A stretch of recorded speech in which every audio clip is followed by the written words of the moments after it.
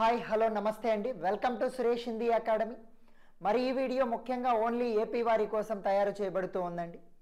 మరి ఏపీ వారికి గత సంవత్సరం 9th class Hindi text book మారిపోయింది.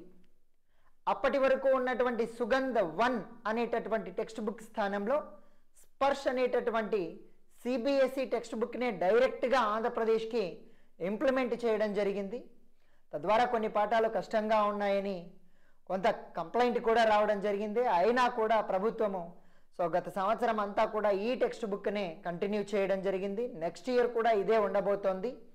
మరి నెక్స్ట్ ఇయర్ 10th క్లాస్ కూడా మారిపోతుంది అండి. మరి ఆ కొత్త టెక్స్ట్ బుక్ కూడా పూర్తిగా సిబిఎస్ఈ టెక్స్ట్ బుక్కే. ఏదైతే సెంట్రల్ లెవెల్లో సెంట్రల్ సిలబస్ కోసం తయారు చేయబడిన టెక్స్ట్ బుక్ ఉందో అదే డైరెక్ట్గా ఆంధ్రప్రదేశ్కి కూడా ఇంప్లిమెంట్ చేస్తూ ఉన్నారు. మరి రేపు పొద్దున డిఎస్సి కానీ టెట్ కానీ జరిగితే ఈ పుస్తకాల నుండే ప్రశ్నలు వచ్చే అవకాశం ఉంది. కాబట్టి తప్పకుండా ఇందులో ఉన్నటువంటి ఈ టెక్స్ట్ బుక్లలో ఉన్నటువంటి ఈ నాన్ డీటెయిల్లో ఉన్నటువంటి పాఠాలు కూడా చదవాలి. కంటెంట్ దృష్టితో line to line, pin to pin నేర్చుకోవాల్సిందే. మరి ఈ పాఠాల నుండి ప్రశ్నలు ఏ విధంగా వస్తాయి, ఏ అంశాలపైన ఫోకస్ చేస్తారు, మరి ఇందులో ఉన్నటువంటి పాఠాలు ఏంటి, వాటి రచయితలు ఎవరు, అవి విధాలేంటి అనేటటువంటి తెలుసుకునే ప్రయత్నం అయితే చేద్దామండి. మొదటిగా ఇది 9th క్లాస్ టెక్స్ట్ బుక్ అండి. నాన్ డీటెయిల్ పేరు సంచయన్ అనే పేరు ఉంటుంది. టెక్స్ట్ బుక్ పేరు స్పర్శ్ అండి. మరి ఈ స్పర్శ్ దీనికి సంబంధించినటువంటి వివరాలను మనం తెలుసుకున్నట్లయితే మొదటగా విషయ సూచి ఇండెక్స్ తెలుసుకుందామండి. ఓకేనా, విషయ సూచి ఇండెక్స్ గమనిద్దాం. విషయ సూచి.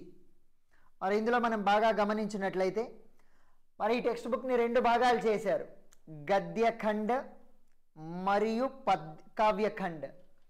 గద్యఖండ్ కావ్యఖండ్ అనే పేరుతో 2 భాగాలు చేశారు, అంటే గద్య భాగం పద్య భాగం. మరి ఈ గద్యక పఠన్ పాఠంలో 5 పాఠాలు ఇవ్వడం జరిగిందండి.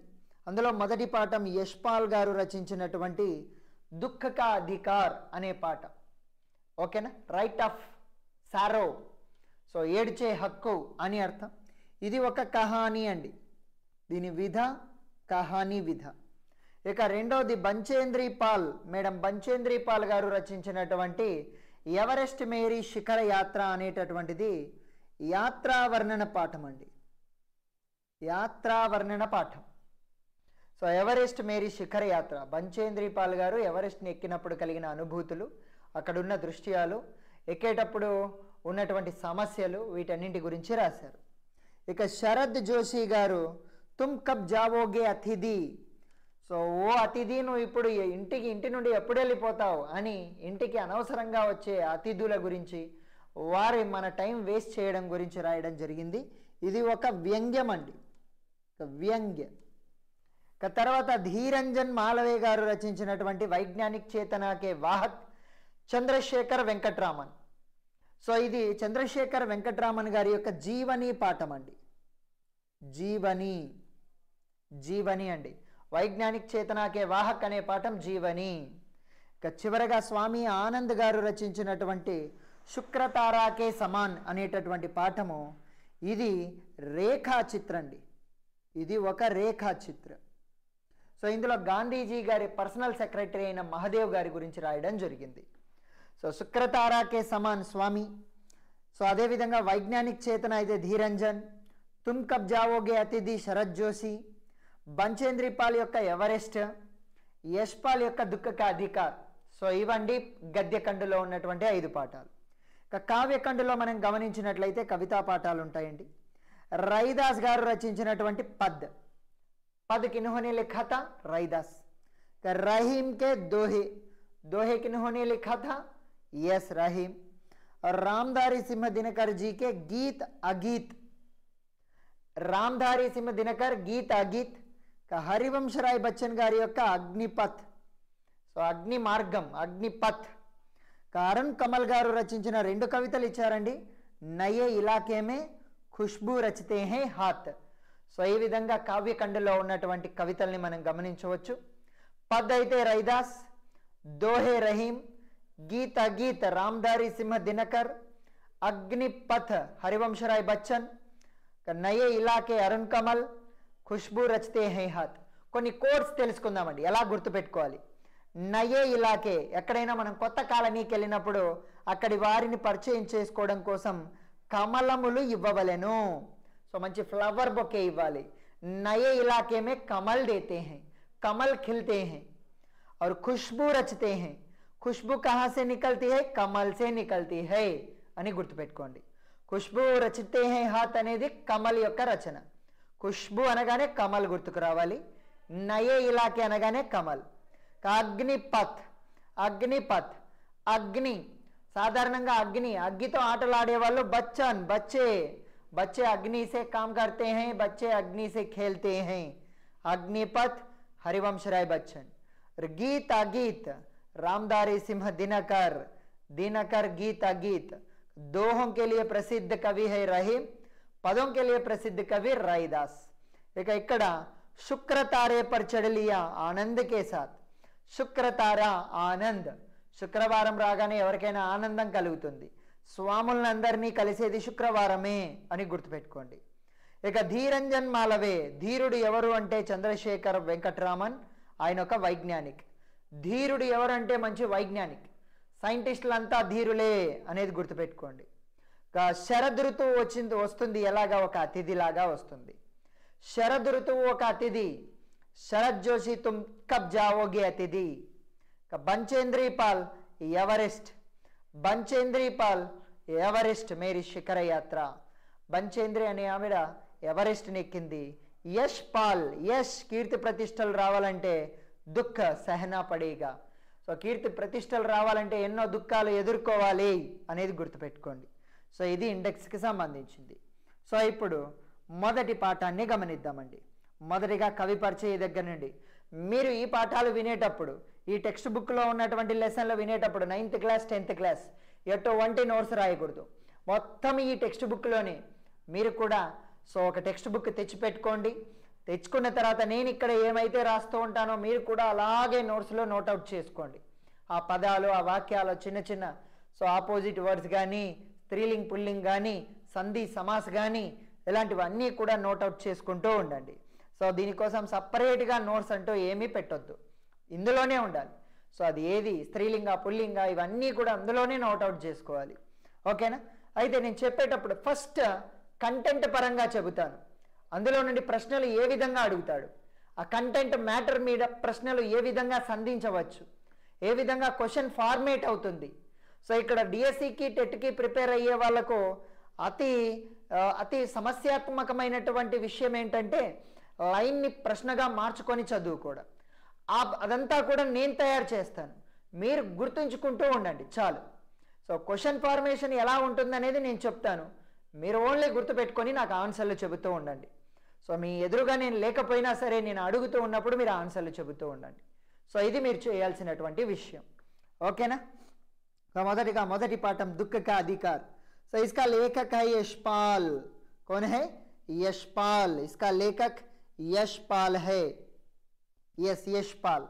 और यशपाल का जन्म 1903 में हुआ था और मृत्यु 1976 में हुई थी. 1903 1976. सो ये है जीवन काल इनका. और यशपाल के बारे में जानेंगे. यशपाल का जन्म फिरोजपुर छावनी में, फिरोजपुर उत्तर प्रदेश में है. ఫిరోజ్పూర్ కే ఛావని కంటోన్మెంట్లో జన్మించాడండి. సైనికుల ప్రాచీన కాలంలో ఇప్పుడు కూడా సో భారతదేశంలో అంతర్గతంగా ఏవైనా సరే అల్లర్లు, ఏవైనా దాడులు జరిగినప్పుడు కంట్రోల్ చేయడం కోసం అక్కడక్కడ కొన్ని కంటోన్మెంట్ ఏరియాలు ఉంటాయండి. ఫర్ ఎగ్జాంపుల్ మనకి తెలంగాణలో సికింద్రాబాద్లో మిలిటరీ కంటోన్మెంట్ ఉంది. సో అలాంటి కంటోన్మెంట్లో జన్మించాడనమాట. సో మరి ఫిరోజ్పూర్ కూడా ఒక కంటోన్మెంట్ అండి. కాబట్టి ఫిరోజ్పూర్ కంటోన్మెంట్లో జన్మించాడు. సో 1903 में सो यशपाल का जन्म हुआ था फिरोजपुर छावनी में. और इनकी आरंभिक शिक्षा అంటే ప్రైమరీ ఎడ్యుకేషన్ అంతా स्थानीय स्कूल यानी कि फिरोजपुर के स्थानीय स्कूलों में आरंभिक शिक्षा हुई थी. स्थानीय स्कूलों में आरंभिक शिक्षा हुई थी. और उच्च शिक्षा हायर एजुकेशन और डिग्री के बाद की शिक्षा, डिग्री के बाद की शिक्षा को उच्च शिक्षा कहते हैं. उच्च शिक्षा लाहौर में हुई थी. सो तब तक लाहौर ओके पाकिस्तान और भारत दोनों मिलकर रहे थे. సో అప్పటి వరకు ఈ పాకిస్తాన్ మరియు ఇండియా కలిసి ఉండేవండి. మరి తర్వాత మనకి 1947లో విడిపోవడం జరిగింది. కాబట్టి అప్పట్లో ఈయన హైయర్ ఎడ్యుకేషన్ అంతా లాహోర్లో కంప్లీట్ చేసుకున్నారు. ప్రారంభిక శిక్ష అయితే ఫిరోజ్పూర్ और उच्च शिक्षा అయితే లాహోర్లో కంప్లీట్ చేశారు. और यशपाल विद्यार्थी काल से ही क्रांतिकारी गतिविधियों में जुट गए थे. ఆ కాలంలో ఈయన సో ఒక విద్యార్థిగా ఉన్నప్పుడు బాగా అతివాదుల యుగం ఉండేదండి. అంతా కూడా క్రాంతికారి విప్లవకారులు. సో మరి ఏదైనా సరే కొడదాం, చంపేద్దాం, తన్నేద్దాం, సో బలవంతంగా లాక్కుందాం అన్నటువంటి యాటిట్యూడ్ ఉండేది. సో ఆ విధంగా చిన్నప్పటి నుండి కూడా క్రాంతికారి భావాలు ఎక్కువగా ఉండేవి. సో విద్యార్థి కాల్సే క్రాంతికారి గతివిధిयों में जुट गए. सो यशपाल विद्यार्थी काल से किन में जुट गए थे? क्रांतिकारी गतिविधियों में. और अमर शहीद भगत सिंह आदि के साथ मिलकर, किनके साथ मिलकर? भगत सिंह के साथ मिलकर भारतीय स्वतंत्रता आंदोलन में भाग लिया. बिट्टी विधंगा अडुगुताडु. सो यशपाल जी ने किनके साथ मिलकर भारतीय स्वतंत्रता आंदोलन में भाग लिया? भगत सिंह आदि के साथ. ओके ना. सो మరి భగత్ సింగ్ ఒక వ్యక్తివాచక సంజ్ఞ. और यशपाल की कृतियां जानेंगे. यशपाल की कृतियां जानेंगे. सो यशपाल గారు రచించినటువంటి రచనలు. సో ఇన్కి కృతియాं सबसे पहले उपन्यास देखेंगे. మొదటిగా ఈయన రాసిన ఉపన్యాసాలు. सबसे पहले देशद्रोही. ఆ కాలంలో విప్లవకారులుగా ఉంటే వారిపైన దేశద్రోహి అని ముద్ర వేసేవాడు. అదే పేరుతోనే తన రచన రాశాడు, దేశద్రోహి. और उसके बाद పార్టీ కామ్రేడ్. విప్లవ భావాలు కలిగి కమ్యూనిస్ట్ భావాలు కలిగి ఉంటే ఆ కాలంలో కామ్రేడ్ అని అనేవాళ్ళు. Party comrade. और उसके बाद దాదా కామ్రేడ్. సో వీళ్ళ దళానికంతా నాయకుడు అయ్యాడు కాబట్టి దాదా కామ్రేడ్. దేశద్రోహిగా మారి మొదట పార్టీ కామ్రేడ్ అయ్యాడు, తర్వాత దాదా కామ్రేడ్ అయ్యాడు. और उसके बाद झूठा सच बोलते हुए, ఏదో బ్రిటిష్ వాళ్ళతో కొన్ని అబద్ధాలు కొన్ని నిజాలు చెప్పాడు. झूठा सच ఒక కథలాగా గుర్తుపెట్టుకుంటే అన్ని రచనలు గుర్తుంటాయండి. झूठा सच कहते हुए तेरी मेरी उसकी बात कहा था. నా మాటలు నీ మాటలు అందరి మాటలు అని చెప్పేసి ఉపన్యాసాలు రాసేవాడు. सो यशपाल सबसे पहले देशद्रोही बनकर पार्टी कामरेड के रूप में दादा कामरेड बन गया. उसके बाद अंग्रेजों से झूठा सच बोलते हुए तेरी मेरी उसकी बात कहा, ऐसा उपन्यास देने लगा. और उसके बाद उनके कहानी संग्रह, ఆయన రాసిన కథా సంపుటిలు. సో మరి కహానీ సంగ్రహ. జ్ఞాన దానం చేశాడండి యశ్పాల్. యశస్సు కోసం కీర్తి ప్రతిష్టల కోసం यशपाल ने ज्ञानदान किया था. ज्ञानदान के बाद तर्क किया, तर्क का तूफान मचाया. సో జ్ఞానం అందించిన తర్వాత తర్కం చేశాడు, తర్క్ కా తూఫాన్. సో ఎందుకంటే విప్లవకారులంతా ఎక్కువగా తర్కిస్తూ ఉంటారు, ఒక పట్టాన ఒప్పుకోరు ఏ విషయాన్ని. తర్క్ కా తూఫాన్ మచాయే యశ్పాల్. తబ్ తక్ పింజడేకి ఉడాన్. ఆ తర్కించడంతో పంజరంలో ఉండే పక్షి పంజరంతో సహా ఎగిరిపోయింది. पिंजड़े की उड़ान అని గుర్తుపెట్టుకోండి. జ్ఞానదాన్ तर्क का तूफान पिंजड़े की उड़ान. और उसके बाद फूलों का कुर्ता पहनकर, ఒక పూల చొక్కా ధరించుకొని సో దానికోసం ఆ పక్షి కోసం బయలుదేరాడు. पिंजड़े की उड़ान, उड़ान से फूलों का कुर्ता पहनकर उत्तराधिकारी के लिए निकल पड़ा. उत्तराधिकारी. సో చివరి కహానీ సంగ్రహ ఉత్తరాధికారి. యశ్పాల్ తన యశస్సుకు ఉత్తరాధికారిని వెతుక్కుంటూ బయలుదేరాడు. ఉత్తరాధికారి యశ్పాల్. సో ఇవన్నీ ఈయన కహానీ సంగ్రహ. జ్ఞానదాన్, తర్క్ కా తూఫాన్, पिंजड़े की उड़ान, फूलों का कुर्ता, उत्तराधिकारी यशपाल. और इन्होंने एक आत्मकथा लिखी थी, वो है సింహావలోకన్. సో ఒకే ఒక్క ఆత్మకథను రచించుకున్నాడండి తన గురించి తాను తెలియజేస్తూ. సింహావలోకన్. తెలుగులో సింహావలోకన్ అంటే అర్థం తన గురించి తాను చెప్పుకోవడం అని అర్థం. సింహావలోకన్ ఆత్మకథ అండి. యశ్పాల్ జీకి ఆత్మకథ కా నామ్ క్యా హై? సింహావలోకన్. ఇవండి ఈయన యొక్క ప్రధానమైన రచనలు. సో ఇక్కడ ఉపన్యాసం ఏం రాశాడు, కహానీ సంగ్రహం ఏమున్నాయి, ఆత్మకథ ఏముంది అనేది ఖచ్చితంగా గుర్తుపెట్టుకోండి విడివిడిగా. ఇక ఈయనకు లభించిన పురస్కారం ఒకటే ఉందండి, Theri Mary ఉస్కీ బాతే, Theri Mary ఉస్కీ Mary Theri ఉస్కీ bath అనే రచనకు గాను ఈయనకి సాహిత్య అకాడमी पुरस्कार मिला था. सो किस रचना के लिए यशपाल जी को साहित्य अकादमी पुरस्कार मिला था? तेरी मेरी उसकी बात. ఎక్కడైనా పురస్కారం లభించేది సో నా మాటలు నీ మాటలు అందరి మాటలు చెప్పినప్పుడే మెచ్చుకొని పురస్కారం అందజేస్తారు. సో సాహిత్య అకాడమీ పురస్కార్ తేరీ మేరీ ఉస్కీ బాత్ కే లియే మిలా థా. ఇక ఈయన యొక్క కథల యొక్క ప్రత్యేకతలు మనం గమనించినట్లయితే इनकी कहानियों में कथारस सर्वत्र मिलता है. కథకు కావలసిన ఆ ఎమోషన్, ఆ ఎంజాయ్మెంట్, ఆ డ్రామా, ఆ నాటకీయత, సో ఆ సన్నివేశాలు అవన్నీ బాగా కనిపిస్తూ ఉంటాయి. కథారస్ किनकी कहानियों में सर्वत्र मिलता है? यशपाल की कहानियों में. और इनके साथ साथ इनकी कहानियों में वर्ग संघर्ष అంటే సో చూడండి, వర్గ సంఘర్ష్ అంటే సో పేద ధనిక గొడవ, కులాల గొడవలు, జాతుల గొడవలు, మతాల గొడవలు, సో అదేవిధంగా రంగుల గొడవలు, ఈ రకంగా వర్గాల గొడవలు, పెట్టుబడిదారులు శ్రామికుల గొడవలు, సో ఈ రకంగా అనేక రకాల వర్గాల మధ్య జరిగే గొడవలు ఉంటాయి. సో ముఖ్యంగా ఈ పాఠంలో మనకు పేద ధనిక గొడవల గురించి చెప్పాడు. సో వర్గ సంఘర్ష మనోవిశ్లేషణ, సో ఇవి చెప్పేటప్పుడు తన సైకాలజీ, తనకు అనిపించినటువంటివి కూడా చెబుతూ ఉంటాడు. ఆ పాత్రల యొక్క సైకాలజీని కూడా వివరిస్తాడు. మనోవిశ్లేషణకే సాత్ సాత్ పైన వ్యంగ్య భీ మిల్తా హై, పదునైనటువంటి వ్యంగ్య బాణాలు కూడా విసురుతాడు. సో సమాజంలో ఉన్నటువంటి అంధవిశ్వాసాలు, దురాచారాల పైన పైన వ్యంగ్య అంటే పదునైన బాణాలు, వ్యంగ్య బాణాలు, పదునైన వ్యంగ్య బాణాలు విసురుతాడు. సో కాబట్టి షార్ప్ క్రిటిసిజం ఉంటుందండి, షార్ప్ సెటైరికల్గా రాస్తూ ఉంటాడు. పైన వ్యంగ్య ఇన్కి కహానియోं में मिलती है. ये है. सो किस रचना के लिए साहित्य अकादमी पुरस्कार मिला था? मेरी तेरी उसकी बात. सो वर्ग संघर्ष, मनोविश्लेषण और कथा रस किनकी कहानियों में उपलब्ध होती है? यशपाल की कहानियों में. और यशपाल ये मानते हैं समाज को उन्नत बनाने के लिए, समाज को उन्नत बनाने के लिए सामाजिक समानता के साथ साथ सोशल इक्वालिटी तो पाटो आर्थिक समानता भी आवश्यक है. ఎకనామికల్ ఈక్వాలిటీ కూడా కావాలి.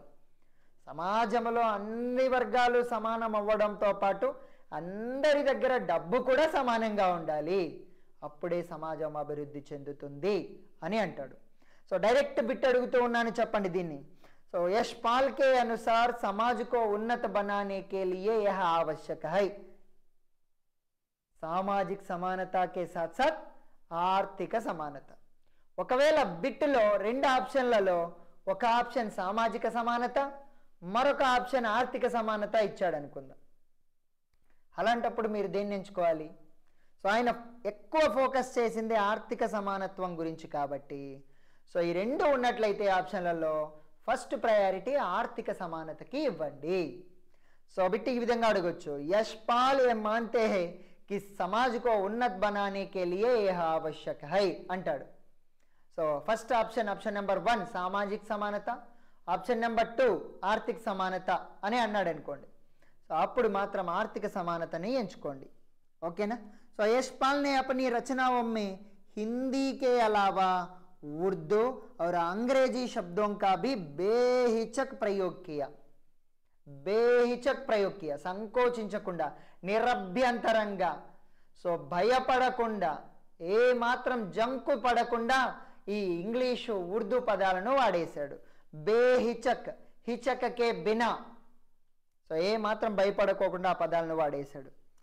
ఈ ప్రస్తుత కహానీ అయినటువంటి దుఃఖ్ కా అధికార్ అనే పాఠంలో ప్రస్తుత కహానీ దేశ్ మే ఫైలే అంధవిశ్వాసోం, సో దేశంలో వ్యాపించిన మూఢనమ్మకాలు, ముఖ్యంగా ఏంటంటే చనిపోయిన తర్వాత సూతకాలు అంటూ ఉంటారు, ఆ సూతకాల పైన, సో ఈ మూఢనమ్మకాల పైన సెటైర్ వేశాడండి. అంధవిశ్వాసోం और ऊंच नीच के भेदभाव को పేద ధనిక అన్నటువంటి తేడాలను బేనకాబ్ కర్తే హుయే, బేనకాబ్ కరణ అంటే ముసుగు తొలగించే ప్రయత్నం, తేట తెల్లం చేయడం, బహిర్గతం చేయడం, ప్రకాశ్ మే లానా, బేనకాబ్ కరణ. ఇస్ ముహావరే కా అర్థ హై ప్రకాశ్ మే లానా. సో అందరికీ తెలిసేటట్లుగా చేసే ప్రయత్నం చేశాడు. సో మూఢనమ్మకాల గురించి, ఆ పేద ధనిక తేడాల గురించి ఆ వెలుగులోకి తెచ్చే ప్రయత్నం చేశాడు, అందరికీ తెలిసే ప్రయత్నం చేశాడు, తెలిపే ప్రయత్నం. బేనకాబ్ కర్తే హుయే ఏ బతాతీ హై కి. సో దుఃఖ, ముఖ్యంగా దుఃఖం గురించి ఈ పాఠంలో ఎక్కువగా చెప్పాడు. దుఃఖం యొక్క బాధ ఎంత తీవ్రంగా ఉంటుంది, దుఃఖం కలిగించే వేదన ఎంత కలిచివేస్తుంది అనే దాని గురించి. సో దుఃఖ की अनुभूति सभी को समान रूप से होती, दुख की अनुभूति सभी को समान रूप से होती. तो बिट अड़ुताड़ इसकी, यशपाल के अनुसार इसकी अनुभूति सभी को समान रूप से होती है, दुख की अनुभूति. लेकिन इस कहानी में कहानी ధనీ లోగోంకి, ముఖ్యంగా దుఃఖం అందరికీ ఉంటుంది, పేదవాళ్ళకి ధనికులకి, కానీ धनी लोगों की अमानवीयता के बारे में और गरीबों की मजबूरी के बारे में पूरी तरह गहराई से उजागर करने का प्रयास किया. ఈ పాఠం ద్వారా ధనికుల యొక్క అమానవీయత్వ తత్వం గురించి, అంటే మానవత్వం లేకపోవడం గురించి. సో అరే కొడుకు చనిపోయి బాధపడుతున్న ఆవిడను చూసి అయ్యో పాపం అనాల్సినటువంటిది పోయి ఇంకా నిందిస్తుంది ఈ ధనిక సమాజం. దాని గురించి గరీబోంకి మజబూరి, సో కొడుకు చనిపోయినటువంటి ఆ పేద మహిళ యొక్క నిస్సహాయతను, మజబూరి, వివశత, నిస్సహాయత గురించి సో పూరి గహరాయి సే ఉజాగర్ కర్నే కా ప్రయాస్ కియా. ఉజాగర్ కర్నా అన్నా కూడా ప్రకాశ్ మే లానా, బాహర్ లానా, సబ్కో బతానా అని అర్థం అండి. సో చాలా వివరంగా అందరికీ తెలియజేసే ప్రయత్నం చేశాడు. ఏ సహీ హై, నిజానికి ఒకటి నిజమే. ఏంటి అంటే ఆ దుఃఖం అనేది సబీకో తోడుతా హై, అందరినీ కూడా కలచివేస్తుంది. ఇక్కడ తోడుతా హై అంటే అందరినీ విరగ్గొట్టేసి ఎముకలు చేసి, సో అలాగ కాదు, మనసుని కలిచివేస్తుంది. ఓకేనా. సో మరి దుఃఖమే మాతం మనానా హర్ కోయి చాహతా హై. దుఃఖం అనేది అందరికీ తోడుతా హై, కలచివేస్తుంది అందరినీ, సో పిండి వేస్తుంది. అలాగ పిండి వేసిన సమయంలో, అలాగ కలచి వేసిన సమయంలో మాతం మనానా. సో మాతం మనానా అంటే విలపించడం, అందరికీ వినిపించేలాగా ఏడవాలని అందరూ అనుకుంటారు. దుఃఖమే మాతం మనానా హర్ కోయి చాతా హై. తన దుఃఖాన్ని అందరికీ తెలపాలని ప్రతి ఒక్కడూ అనుకుంటాడు. సో అంత కొడుకుపోయినటువంటి ఆ మహిళ, ఆ తల్లి సో గమ్ముగే ఉంటుందండి, అందరికీ తెలియజేయాలని ఏడుస్తుంది. కానీ పేదరికం అలాంటిది, చెప్పుకోలేనటువంటి తనంలో లోపల్ని కుళ్ళుకుంటూ ఎక్కువెక్కి ఏడుస్తూ ఉంటుంది. సో దుఃఖమే మాతం మనానా హర్ కోయి చాతా హై, లేకిన్ దుఃఖ కే క్షణ సే సామనా హోనే పర్ సబ్ అవశ్ హో జాతే హై. సో ఆ దుఃఖంగా ఉన్నప్పుడు విలపించాలని అందరూ అనుకుంటారు, కానీ ఆ దుఃఖం కలిగినటువంటి క్షణంలో, సో దుఃఖం కలిగినటువంటి క్షణాన్ని సామనా హోనే పర్, సో దాన్ని ఎదుర్కొనేటప్పుడు మాత్రం ఆ దుఃఖ క్షణాలను, ఆ దుఃఖ సన్నివేశాలను, ఆ దుఃఖ అనుభూతులను ఎదుర్కొనేటప్పుడు సబ్ అవశ్ హో జాతే హై. అవశ్ అంటే నిస్సహాయులైపోతారు. సో అందరూ నిస్సహాయులైపోయి కుప్ప కూలిపోతారు. పర్ ఇస్ దేశమే అలా కుప్ప కూలిపోతారు ఎవరైనా. కానీ ఈ దేశంలో దుర్భాగ్యం ఏంటంటే, సో ఏంటంటే ఇస్ దేశమే ऐसी भी अभागे होते हैं, ऐसे भी अभागे लोग है. కానీ ఈ దేశంలో ఇలాంటి కొంతమంది అభాగ్యులు కూడా ఉన్నారు, ఇలాంటి కొంతమంది పేద అభాగ్యులు ఉన్నారు. సో వాళ్ళు నతో దుఃఖ మనానే కా అధికార హై ఔర్ నా ఉన్కే పాస్ అవకాశ్. అలాంటి పేద అభాగ్యుల దగ్గర సరిగ్గా ఏడ్చే హక్కు కూడా ఉండదు, ఏడ్చే అవకాశం కూడా ఈ ధనిక సమాజం కల్పించదు. ఈ పాడు సమాజం సరిగ్గా ఏడ్చే హక్కు కూడా ఇవ్వదు, ఏడ్చే అవకాశాన్ని కూడా కలిగించదు. అదేనండి ఈ యొక్క కథలో ఎంత ఒక క్రిటికల్ సిచ్యువేషన్ వస్తుంది ఒక మహిళలు, అప్పుడు ఏడవాలనుకుంటుంది, కానీ ఈ సమాజం ఏడవనివ్వదు. సరిగ్గా ఏడ్చే హక్కు కూడా ఆ అమ్మాయికి, ఆ తల్లికి, ఆ ఆవిడకి ఇవ్వదన్నమాట. అదే ఈ పాఠంలో చెప్పబడినటువంటి నీతి. పేదవాళ్ళకి ఏడ్చే హక్కు కూడా ఉండదా అని తెలియజేస్తూ ఈ పాఠాన్ని రచించేటటువంటి సో ప్రయత్నం చేశారు యశ్పాల్ కాదండి. మరి ఈ పాఠాన్ని చదివినప్పుడు నాకు ఒక డైలాగ్, వేదం సినిమాలో ఈ యొక్క మన అల్లు అర్జున్ గారు ఒక డైలాగ్ అంటారండి. ఒక వ్యక్తి చనిపోయినప్పుడు సో ఫ్రిడ్జ్లో పెట్టారా అని అనగానే సో ఒక డైలాగ్ అంటారనమాట. ఏమంటాడంటే, సరిగ్గా సావాలన్నా కూడా డబ్బు ఉండాలిరా అని చెప్పేసి. ఇక్కడ కూడా అంతేనండి. ఈ పాఠంలో సో సరిగ్గా ఏడవాలన్నా కూడా డబ్బు ఉండాలి. కొడుకు చనిపోయినప్పుడు ఏడవాలన్నా కూడా డబ్బు ఉండాలి. డబ్బున్న వాళ్ళకే ఏడిచే హక్కు ఉంటుందంట. డబ్బు లేకపోతే ఏడిస్తే అందరూ నిందిస్తారంట. సో అలాంటి సన్నివేశాలను ఈ పాఠంలో వివరించడం జరిగింది. సో మరి ముఖ్యంగా మరి ఈ రచయిత ఈ పాఠాన్ని తను దగ్గరుండి చూసిన సన్నివేశాన్ని రాసినట్లుగా రాశాడండి. తన జీవితంలో జరిగిన సంఘటనను వివరించినట్లుగా రాశాడు. ఇది ఒక కల్పిత కథే, కానీ తన జీవితంలో ఒకరోజు జరిగిన సంఘటనలాగా అనుభూతి చెంది రాశాడు. అందుకే ఈ పాఠాన్ని అంతా తను దగ్గరుండి మనతో చెప్పినట్లుగా ఉంటుంది, ఏదో కథ రాసినట్లుగా ఉండదు. సో తన జీవితంలో ఒకరోజు జరిగిన సంఘటనకి, ఒక సంవత్సరం క్రితం జరిగినటువంటి సంఘటనకి రెండు కంపారిజన్గా గుర్తు తెచ్చుకుంటాడు. సో ఒకరోజు ఏం జరుగుతుందంటే, ఒక పేద మహిళ కొడుకు చనిపోతాడు. సో అప్పుడు అందరూ ఆ పేద మహిళని నిందిస్తాడు.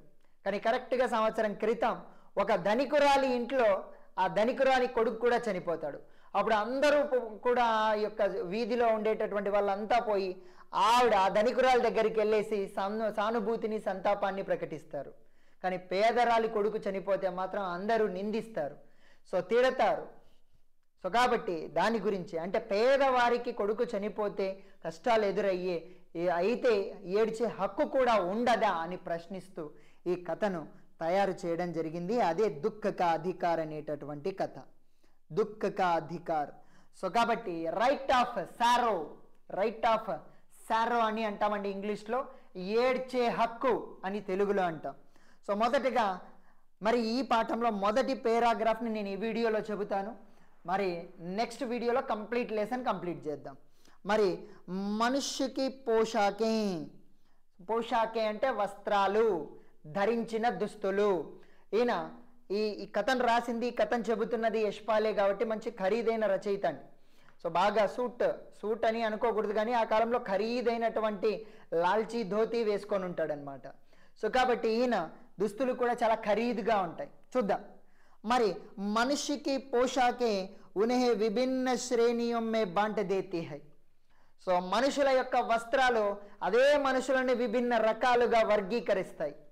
ధనికుల వర్గాల యొక్క వస్త్రధారణ ఒక రకంగా ఉంటుంది, పేదల యొక్క వస్త్రధారణ మరొక రకంగా ఉంటుంది, మధ్యతరగతి వారి వస్త్రధారణ మరొక రకంగా ఉంటుంది. అంటే ధరించే దుస్తులే మనుషుల్ని విడగొడుతూ ఉన్నాయి. సో మనిషికి పోషాకే ఉన్హే విభిన్న శ్రేణియోं में बांट देते हैं. ఇక్కడ బిట్టు చూడండి. ఇక్కడ ఫస్ట్ నేను కంటెంట్ చెబుతాను, తర్వాత ఈ పేరాగ్రాఫ్లో ఉన్న గ్రామర్ చెబుతాను. ఫస్ట్ కంటెంట్ వింటూ నా ప్రశ్నలకి ఆన్సర్లు చెబుతూ ఉండండి.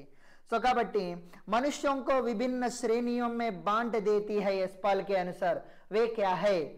मनुष्य की पोशाकें. सो यशपाल के अनुसार मनुष्यों को विभिन्न श्रेणियों में बांटने वाली चीजें कौन सी है? मनुष्य की पोशाकें. सो प्रायः पोशाक ही समाज में मनुष्य का अधिकार और दर्जा निश्चित करती है. సో దాదాపుగా దుస్తులే, మనం ధరించే దుస్తులే మన స్థానాన్ని, సమాజంలో మన యొక్క హక్కుల్ని మరియు మన యొక్క దర్జా స్థాయిని నిర్ధారిస్తాయి. సో బాగా హుందాగా ఉన్నటువంటి సూట్ బూట్ వేసుకున్నాం అనుకోండి, మనం ఉన్నత వర్గానికి, ఉన్నత స్థానానికి, ఉన్నత స్థాయికి చెందిన వ్యక్తులం.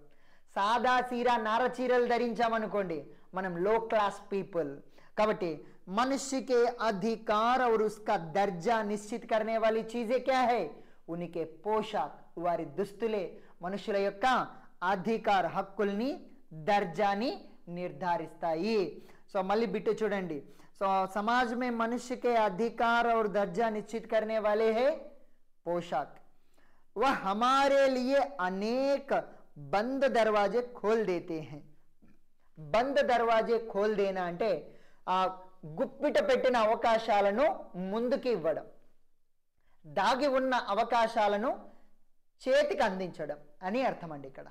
సో అంతేకాని ఏదో ఇల్లు మూసి ఓపెన్ చేసినట్లని కాదు, సో ఇంటి తలుపులు మూసి ఓపెన్ చేయడం అని కాదు, అనేక అవకాశాలను మనకు అందిస్తాయి అని అర్థం అన్నమాట. ఎందుకంటే మనం సూటు బూటు ఉన్నాం అనుకోండి, పరిచయాలు ఎక్కువైపోతాయి. పరిచయాలు ఎక్కువైపోతే వాళ్ళ ద్వారా అనేక విషయాలు తెలుస్తాయి. వాళ్ళు కూడా మనకు అనేక రకాలుగా డబ్బులు ఇచ్చే అవకాశాలు ఉంది, వాళ్ళ దగ్గర జాబులు ఇచ్చే అవకాశాలు ఉంది, వాళ్ళ పెట్టుబడుల్లో మనల్ని భాగస్వాముల్ని చేసే అవకాశం ఉంది. సూటు బూటు వేస్తే మనల్ని కూడా అన్ని విషయాల్లో ఇన్వాల్వ్ చేస్తారండి. కాబట్టి हमारे लिए अनेक बंद दरवाजे खोल देती है, वे क्या है? पोशाकें. सो కాబట్టి बंद दरवाजे खोल देते हैं, अधिकार दर्जा निश्चित करते हैं, विभिन्न श्रेणियों में बांट देती है, वे सभी क्या है? मनुष्य की पोशाकें. सो परंतु కానీ इन्नी జరిగినప్పటికీ कभी ऐसी भी परिस्थिति आती है हम जरा हम कभी ऐसी भी परिस्थिति आ जाती है हम जरा नीचे झुककर समाज की निचली श्रेणियों की अनुभूति को समझना चाहते हैं तो उस समय ये पोशाक ही बंधन और अड़चन बन जाती है. ఈ వాక్యాన్ని జాగ్రత్తగా గుర్తుపెట్టుకోండి, చాలా పొడవైన వాక్యం. సో పరంతు కభీ ఐసీ భీ పరిస్థితి ఆ జాతి హై, కానీ అప్పుడప్పుడు ఇలాంటి పరిస్థితి కూడా వస్తుంది. ఎలాంటి పరిస్థితి అంటే హమ్ జరా నీచే జుక్కర్, మనం కొద్దిగా కిందికి దిగి, కొంత కింది స్థాయికి దిగజారి, సో సమాజకి నిచలి శ్రేణియోంకి అనుభూతికో, సమాజంలో ఉన్నటువంటి లో క్లాస్ పీపుల్ యొక్క సమస్యల్ని, దుఃఖాలని, భావనల్ని అర్థం చేసుకుందామని ప్రయత్నించామో అప్పుడు మనకి ఈ బట్టలే మనల్ని అడ్డుకుంటాయి. ఫర్ ఎగ్జాంపుల్, ఎప్పుడైనా మీరు గమనించారా, బాగా సూటు బూట్ వేసుకున్నటువంటి వాడు మన దగ్గర ఫుట్పాత్ పైన కూర్చోమంటే కూర్చుంటాడండి? కూర్చోడు. ఎందుకు? దర్జా అడ్డు వస్తుంది. సూటే నువ్వు వాళ్ళతో పాటు కలవద్దురా నువ్వు, సో నీ రేంజ్ వేరు వాళ్ళ రేంజ్ వేరు అని, సో ఎంత మనసు కరిగినా కూడా ఆ సూటు వాడిని వెనక్కి లాగుతుంది అనమాట. కావాలంటే దూరంగా ఉండి మాట్లాడు అని ఆ సూటు వానికి చెబుతుంది. సో దీనికి కారణం ఏంటంటే సూట్ అంటే సూట్ కాదండి, వాని దర్జా, వాని స్టేటస్. సో కాబట్టి ఇక్కడ బట్టలను సాకుగా చేసుకొని మనుషుల యొక్క మనస్తత్వాన్ని వివరిస్తూ ఉన్నాడనమాట. సో కభీ కభీ నిచली श्रेणियों की अनुभूति को समझना चाहते हैं तो उस समय पोशाक की बंधन और अड़चन बन जाती है. ఇలాంటి పరిస్థితి రచయితకి ఇప్పుడు ఈ పాఠంలో వస్తుంది. అతను ఖరీదైన బట్టలు ధరించుంటారు, ఎదురుగా రోడ్డు పైన ఒక చాలా పేదరాలు కొడుకు చనిపోయిన బాధలో ఉంటుంది. అది తెలుసుకొని ఆవిడ దగ్గరికి వెళ్ళి పక్కనే కూర్చొని ఓదారుద్దాం అనుకుంటాడు. కానీ ఈయన ధరించిన దుస్తులు ఖరీదుగా ఉంటాయి. సో కాబట్టి ఆలోచించి ఆవిడ దగ్గరికి వెళ్ళలేకపోతాడు. సో అప్పుడు ఈ బట్టలే అతన్ని వెనక్కి లాగుతాయి. దాన్నే తర్వాత ఆత్మవిమర్శ చేసుకొని పశ్చాత్తాపడుతూ ఈ కథను రాస్తాడనమాట. సో కాబట్టి జైసే వాయుకి లహరే, దానికి ఒక మంచి ఉదాహరణ ఇచ్చాడు. జైసే వాయుకి లహరే, గాలిలోని అలరు, కటీ హుయి పతంగ్ కో సహసా భూమి పర్ నహీ గిర్ జానే దేతి. సో తెగిపోయిన గాలిపటాన్ని గాలి తరంగాలు ఉన్నట్టుండి కిందికి పడనివ్వండి. అటు ఇటు నిదానంగా ఈ తెగిపోయిన గాలిపటం నిదానంగా కిందికి వచ్చేలాగా చేస్తాయి. ఇక్కడ కూడా సేమ్ అంతే. సో ఎవరైనా సరే క్రింది స్థాయి వాళ్ళని వెంటనే వెళ్ళి కలుపుకుందాం అనుకుంటే వారి యొక్క దుస్తులు, వారి దర్జా, వారి హక్కులు, వారి యొక్క హుందా స్థానము ఇవన్నీ మెల్లగా వారి దగ్గరికి చేరుస్తాయి. కానీ ఒక్కసారిగా ఆ పేదవాళ్ళను కల్పించే వాళ్ళతో కలిసే ప్రయత్నం చేయనివ్వవు. అప్పుడు దుస్తులే అడ్డుకుంటాయి. నీ స్టేటస్ వేరు, వాళ్ళ స్టేటస్ వేరు అని చెబుతూ ఉంటాయి. సో కాబట్టి సో బంద్ ఓకే వాయుకి లహరే కట్టి పతంగ్ को सहसा भूमि पर नहीं गिर जाने देती उसी तरह खास परिस्थितियों में ఒక ప్రత్యేకమైనటువంటి సందర్భాల్లో పరిస్థితుల్లో हमारी पोशाक हमें झुक सकने से रोक देती है.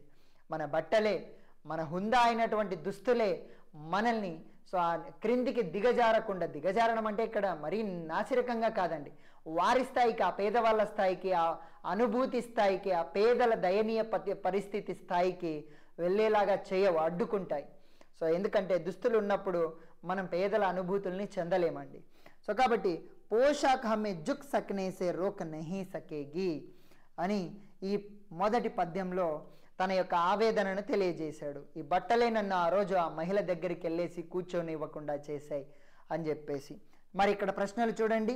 मनुष्य को विभिन्न श्रेणियों में बांट देती है पोशाकें और समाज में मनुष्य का अधिकार और दर्जा निश्चित करने वाली है यस पोशाकें.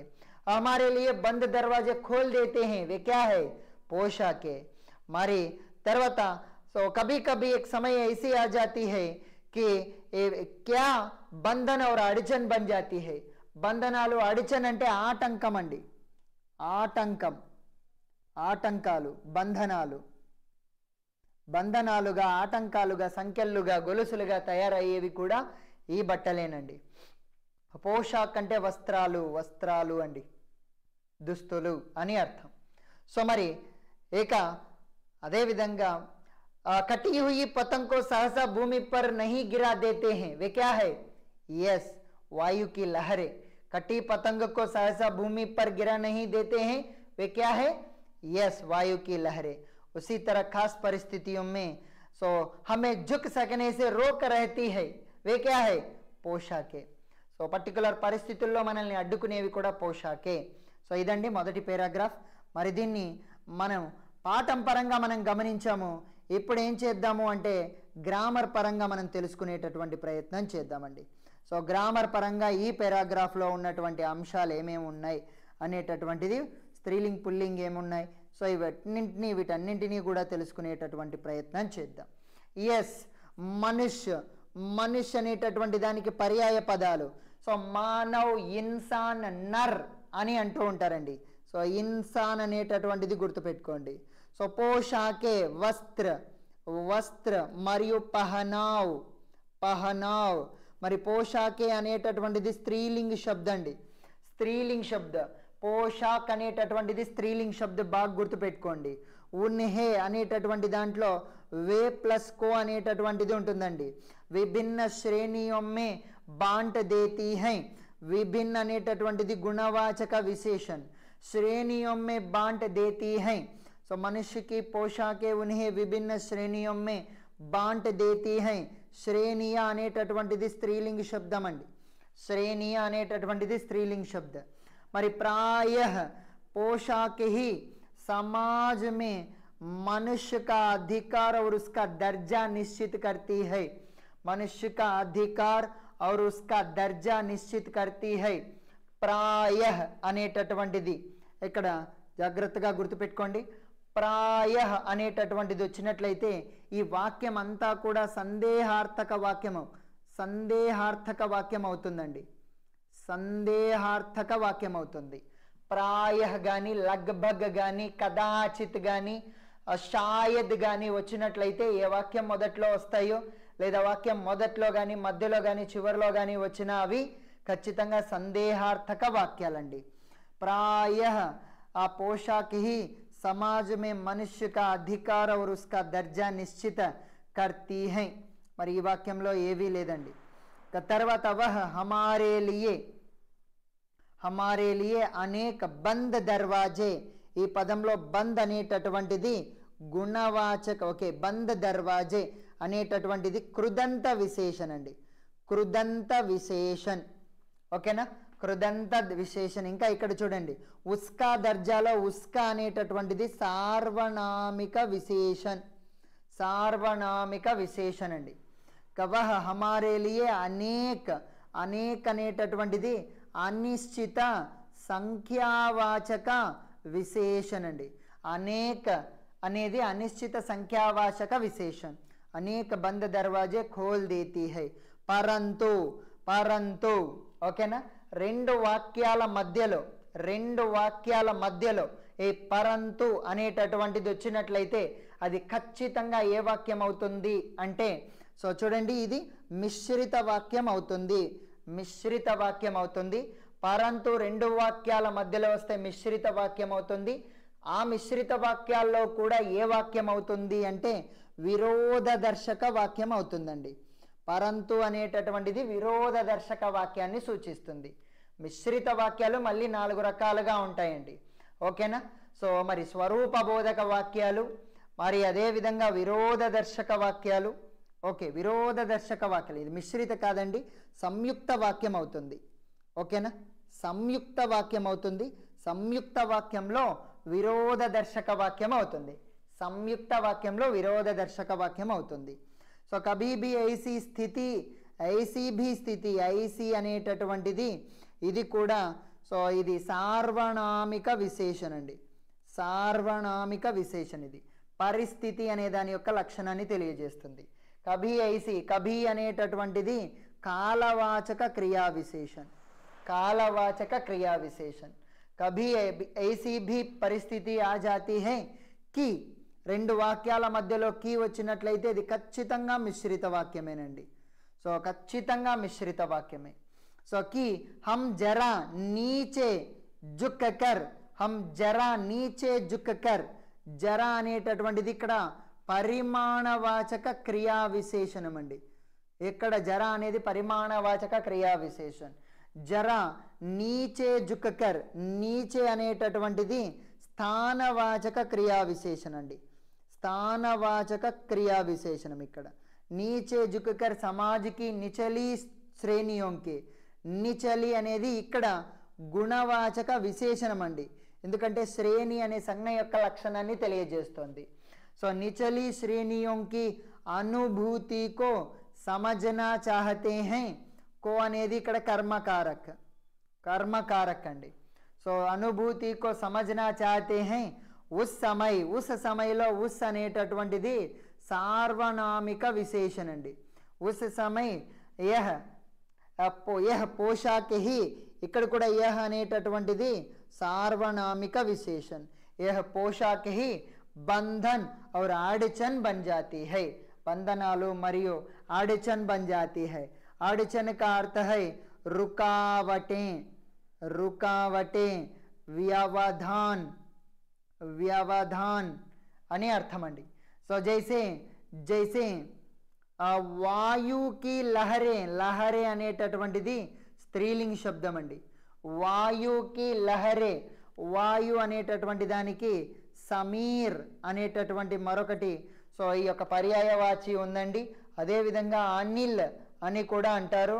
మరి వాయు, హవా, సమీర్, సో అనిల్ ఇవన్నీ కూడా పర్యాయ పదాలండి.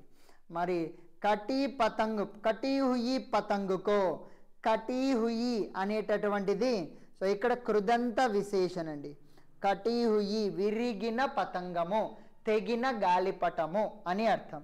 కటి హుయి పతంగుకో, పతంగ్ అనేటటువంటిది స్త్రీలింగ శబ్దం అండి. గాలిపటం అనేటటువంటిది ఒక స్త్రీలింగ శబ్దం.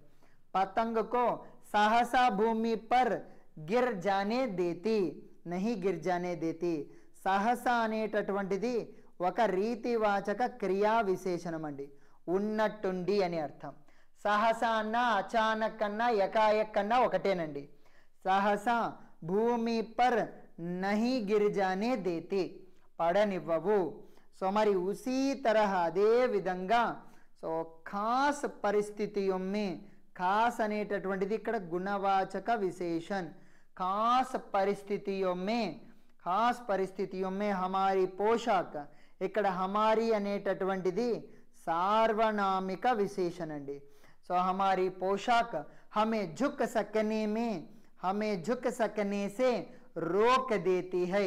ఇక్కడ से అనేటటువంటిది అపాదాన కారక్ అండి.